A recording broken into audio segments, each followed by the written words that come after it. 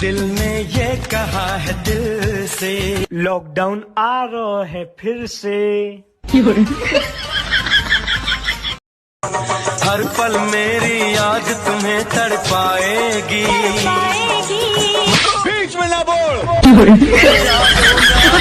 तुम्हें ना आए कि बान्ही के पगड़ी स्टेरिंग के कगड़ी लटकी हाँ जनिए राजा जी। तनासा में गड़िया लोड के रोड पर हकी हाँ जनी। नाचे ऐसन नचा के गइल कि दिल ऐसन बढ़ा के गइल।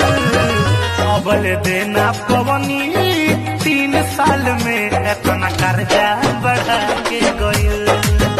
आई लगी तो बानी चश्मा लगोले दूरबीन जैसन। हारमोनिया बजावतानी बीन जैसन। हके नाच रे पतर की नगीन जैसन।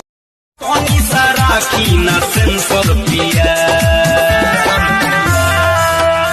सटाई ना सेंसर पिया। और मेरा नाम है क्या है मेरा नाम? ओह ये साला सही टाइम पे मैं नाम भूल जाता हूँ। अभी मेरे को किसी ने बोला कि मणिलाल किधर जा रहा है, तो अभी ये बोला। अब ये मणिलाल। हाँ जन्नते यही तू दिखे क्यों नहीं चांद सूरज सभी है।